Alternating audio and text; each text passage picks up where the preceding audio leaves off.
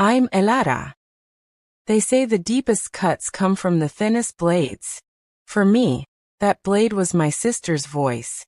The same voice that whispered secrets with me under childhood blankets. That voice I trusted with every unguarded thought about my marriage, my fears, my insecurities. She took those sacred confidences and she sharpened them. She turned my vulnerabilities into weapons, and she handed them to my husband, piece by piece, until he saw me not as his partner, but as the enemy she'd so carefully constructed. Sisters are supposed to be your sanctuary. Mine became my saboteur. She didn't want my life. She wanted the feeling of having taken it. She wanted the power of being the puppet master in our tragedy. She protected nothing but her own envy, dressed up as sisterly concerned. I watched it happen in slow motion. The sympathetic ear she offered him when we argued. The helpful insights into my true nature. The slow, insidious transfer of allegiance from our sisterhood to their secret alliance. She became his confidant, then his obsession. And then she became the reason he packed a bag and walked out of our home, and out of my life. In that moment of utter devastation, a strange calm settled over me. I didn't scream. I didn't beg. I didn't expose them. I simply stepped back. I let them live in the gilded cage of their fantasy, because I understood something they did not. A relationship born in betrayal carries the seeds of its own destruction. They didn't need my help to fall apart. They just needed time. And when they finally turned on each other, when all their whispered lies and secret ugliness came spilling out, I was ready. Not with anger, but with a quiet, surgical precision. I never wanted revenge. Revenge is emotional. What I wanted was justice. And justice, I learned, is often just the truth, delivered to the right audience at the perfect moment. My sister, Anya, was always the star. 3 years older, magnetic, dramatic. Where I was calm and liked to build things, first Legos, then a career as an architect, Anya liked to stir things. She craved center stage. Our dynamic was set early. I was the stable ground, she was the unpredictable storm. And for most of our lives, I didn't mind. I loved her whirlwind. I met Liam at a work conference. He was a software developer, brilliant, introverted, deeply sensitive. He was dazzled by my stability. "You feel like home," he'd say. We married after 2 years. Anya was my maid of honor. She gave a toast about how she'd never seen her little sister so happy. But her eyes flickered with something I couldn't name. A sort of restless appraisal. The first crack in my marriage was ordinary. Work stress, miscommunication. The slow drift that can happen when two people stop trying. I did what I'd always done. I talked to Anya. Over wine I'd vent. He just doesn't listen. I feel so alone sometimes. I'm worried we're growing apart. She was the perfect listener. Empathetic. Outraged on my behalf. "You deserve so much better, Elle. He doesn't see what he has." Her validation felt like a lifeline. Then subtly her role began to shift. She'd call Liam directly. "Hey, just checking in. Elara seemed really down today. You guys okay?" She positioned herself as the concerned family mediator. To me she'd say, "I talked to Liam. He's really trying, you know. You have to be softer with him." To him she'd say, "Elara's under a lot of pressure. She doesn't mean to be so cold." She was no longer just my confidant. She was in the middle. And she began to reframe my words. My frustration became constant criticism. In her retelling to Liam, my need for space became stonewalling. My independence became emotional distance. She fed him a narrative of a difficult, ungrateful wife, while feeding me a narrative of a neglectful, clueless husband. And she was the only one who understood both of us. The indispensable one. The fights with Liam grew worse. They felt strangely scripted. As if he was anticipating my arguments with preloaded ammunition. "You always make me feel like I'm not enough," he'd shout. echoing a fear I'd only ever voiced to anyone. "You're so closed off, you never let me in," I'd retort. A complaint Anya had repeatedly suggested was his core flat. We were no longer speaking to each other. We were speaking through Anya's filter. She'd call me after a blow-up. "He told me everything. He says you're impossible to please. I defended you, of course, but are you maybe being a little hard on him?" Then she'd call him. "She's just hurt. But she did say some pretty unforgivable things." I started to feel crazy. Was I the problem? Was I this monstrous, critical wife she was subtly describing? My confidence, my sense of reality, began to erode. The turning point was the weekend getaway. Anya spontaneously suggested she join us to help smooth things over. It was a disaster. She flirted with Liam openly, laughing too loudly at his jokes, touching his arm. She'd side with him in every disagreement, then give me a pitying look. That night, in our hotel room, Liam said, "Anya's so easy to talk to. She gets me. Why can't you be more like that?" The cold clarity of that moment was like a slap. I saw the triangle for what it was. Not a support system, but a trap. I was at the base, holding the weight, while they flirted at the apex. I confronted Anya. Gently at first. "I feel like you're inserting yourself into my marriage." She burst into tears. "I'm just trying to help. You're pushing everyone away, Alara. You're going to end up alone if you keep this up." She made my legitimate concern into a symptom of my own brokenness. I stopped confiding in her. But it was too late. The pipeline was established.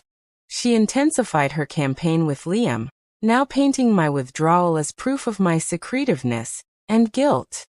She told him I was probably seeing someone else. She fed his paranoia with the skill of a master manipulator.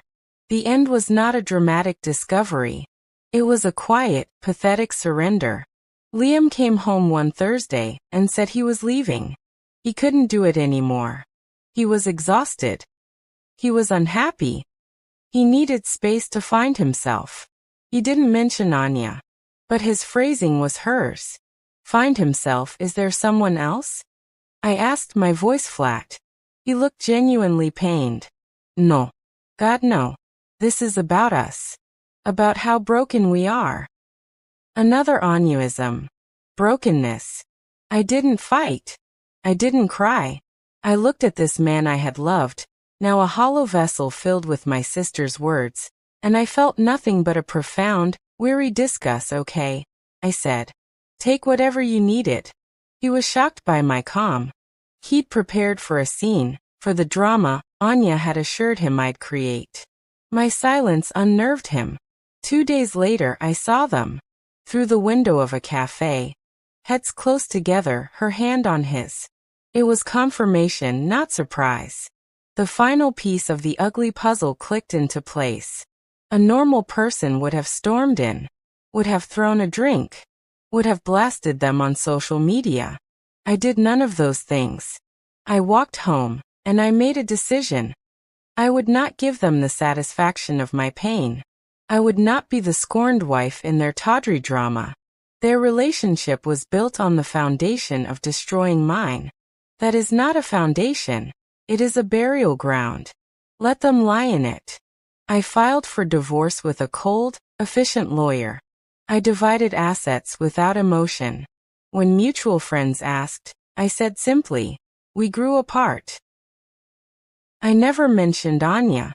I let them believe their narrative, that Liam had bravely left a difficult marriage. I gave them all the rope they could ever needed. They went public quickly. It was tasteless, rushed. As if they needed the validation to prove their fantasy was real. Anya posted a coy photo of their intertwined hands. When you find your person in the most unexpected place. The comments from our extended family were a mix of awkward congratulations and stunned silence. She called me once, voice dripping with faux concern. "Elari, I never meant for this to happen. It just did. I hope you can forgive us someday." I still love you, I replied with one sentence, my voice devoid of all emotion. Thank you for clarifying where your loyalty lies. And I hung up. I disappeared from their social circles. I focused on my work, landing a major design contract for a prestigious firm. I traveled alone to places I'd always wanted to see.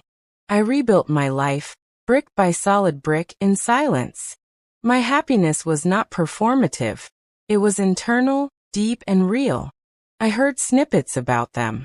The passionate beginning was giving way to reality. Liam missed the stability I'd provided. Anya, used to being the captivating mistress, found the role of day-to-day partner boring. She resented his introversion. He resented her need for constant drama. The very thing she'd used to poison him against me, my calm, my independence, were the things he began to mourn.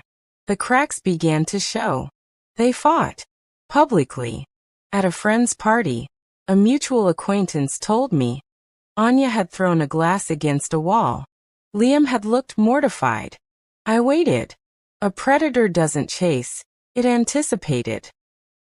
The dam broke 8 months after Liam moved out. It was a text from a number I didn't recognize. It was Liam. Alara. I need to talk to you. It's urgent. I think I made a terrible mistake. I didn't respond immediately. I let him stew for a day. Then, I replied with cool professionalism. I prefer all communication to go through my lawyer. Her details are below. He called. I let it go to voicemail. His message was rambling, desperate. Please, she's not who I thought she was. She's cruel. She says things, she admitted things. About what she said to me about you. It was all lies. I feel like such a fool. Please just talk to me. The puppet had seen the strings. And he was terrified. I agreed to meet him, on my terms. A neutral, public coffee shop in the middle of a weekday. I wore my architect's uniform. Sharp blazer, no-nonsense expression. He looked terrible. Haunted. He spilled it all in a gush of guilt and horror. Anya, in a fight, had thrown her manipulations in his face. You were so easy to manipulate. You believed every little thing I said about your pathetic wife. I made you leave her. And now you're bored with me? You're welcome. She detailed specific lies, specific twists of my words. She'd done it, she sneered, because she was tired of watching me have the perfect life she felt she deserved. He had recordings on his phone. He played snippets. Her voice, venomous and triumphant, confessing to the entire campaign. It was all there. The blueprint of my destruction. I listened. I sipped my coffee. I showed no reaction. When he finished, weeping quietly into his hands, I spoke. Liam, I appreciate you telling me this. It confirms what I've known for a year. But you made your choice. You believed her because you wanted to. You left because you wanted to. Your regret is not my responsibility to healing. Can you ever forgive me? He whispered. Forgiveness is irrelevant, I said. We are divorced.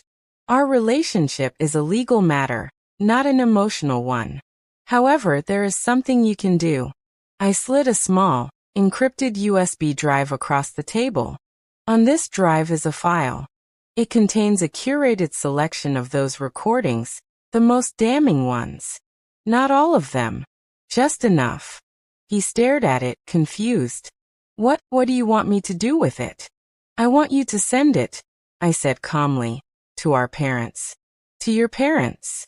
And to our mutual friend, Sarah, who's planning the family reunion next month. You will send it with a brief, honest explanation of your own culpability. You will do this within 24 hours. Why? Why would I humiliate myself like that?